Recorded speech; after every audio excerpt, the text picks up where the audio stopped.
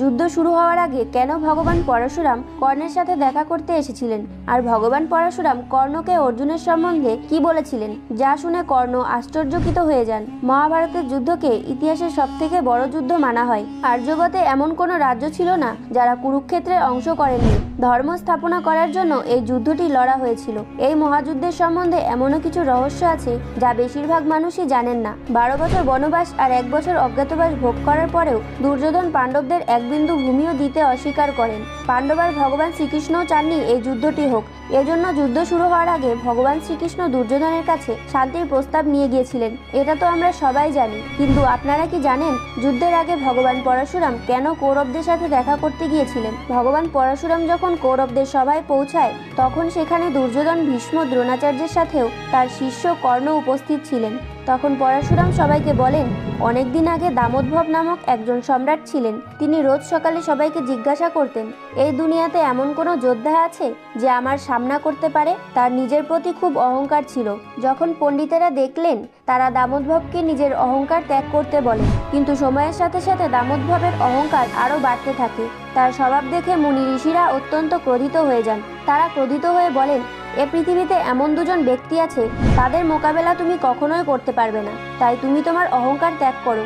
মুনি ঋষিদের কথা শুনে দামোদর অত্যন্ত ক্রোধিত হয়ে যান, আর তিনি মুনিদের জিজ্ঞাসা করলেন, কে তিনি আর তার নাম কি? তখন মুনি ঋষিরা বললেন, তার নাম নর আর নারায়ণ। তারা দুজনেই তপস্বী, আর তারা এই লোকে এসেছেন। যদি তোমার নিজের শক্তির পেছনে এতটাই অহংকার হয়, তাহলে তুমি তাদের সাথে যুদ্ধ করো। তারা এখন গন্ধমাদন পর্বতে গভীর তপস্যায় লীন হয়ে আছেন। তখন দামোদর তার বিশাল সেনাবাহিনী নিয়ে নর আর নারায়ণের কাছে পৌঁছান। তখন তিনি দেখেন তপস্যা করতে করতে নর আর নারায়ণের শরীর খুব দুর্বল হয়ে গেছে।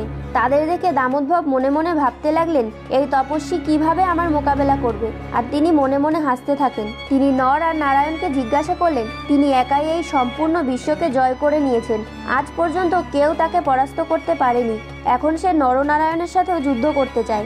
দামোদরের কথা শুনে নরনারায়ণ বলেন, আমাদের এই আশ্রমে ক্রোধ আর লোভের কোনো স্থান নেই, তাই এজন্য এখানে কোনো প্রকার যুদ্ধ হবে না। এই পৃথিবীতে অনেক ক্ষত্রিয় আছে, যান তাদের সাথে যুদ্ধ করুন। ভগবান পরশুরাম বললেন, নরনারায়ণের বারবার বোঝানোর পরেও দামোদর মানতে অস্বীকার করেন। তিনি বারবার তাদের উত্তেজিত করতে থাকেন। তখন নর তার হাতে এক মুঠো শিক নিয়ে দামোদরকে বলেন, তোর যদি যুদ্ধ করার এতই অভিলাষা হয়ে থাকে, তাহলে এই যুদ্ধ কর। নিজের সম্পূর্ণ সেনা আর নিজের সমস্ত অস্ত্র নিয়ে আয়, আমার সাথে যুদ্ধ কর। অহংকারের বশে তুই সকল মানুষের যুদ্ধের জন্য চ্যালেঞ্জ করিস। এজন্য আজ আমি তোর যুদ্ধ করার অভিলাষা দূর করে দেব। এটা শুনে দামোদর তার সেনাবাহিনী নিয়ে নরের ওপর আক্রমণ করতে থাকেন, কিন্তু নর দামোদরের সকল বাণের প্রহারকে নষ্ট করে ফেলেন। এরপর তিনি শিক দিয়ে দামোদরকে দমিয়ে দেন, আর তিনি ঈশিক অস্ত্র প্রয়োগ করেন। যেই বাণকে ধ্বংস করা অসম্ভব ছিল, মহর্ষি নর দামোদরের চোখ, কান আর বাহুকে দমিয়ে দেয়। মহর্ষি নরের আক্রমণে দামোদর নিজের পরাজয় স্বীকার করেন। তখন নর দামোদরকে তার জীবনদান করে দেন, আর তাকে তার অহংকার ত্যাগ করতে বলেন। এভাবে মহর্ষি নর শক্তিশালী দামোদরকে পরাস্ত করে দেন। নরের ভাই নারায়ণ তার থেকেও বেশি শ্রেষ্ঠ। পূর্বকালে নরনারায়ণ, আজকের যুগে অর্জুন আর ভগবান শ্রীকৃষ্ণ। যতক্ষণ শ্রীকৃষ্ণ অর্জুনের সাথে আছেন, ততক্ষণ তাদের কোনো প্রকারেই পরাস্ত করা অসম্ভব।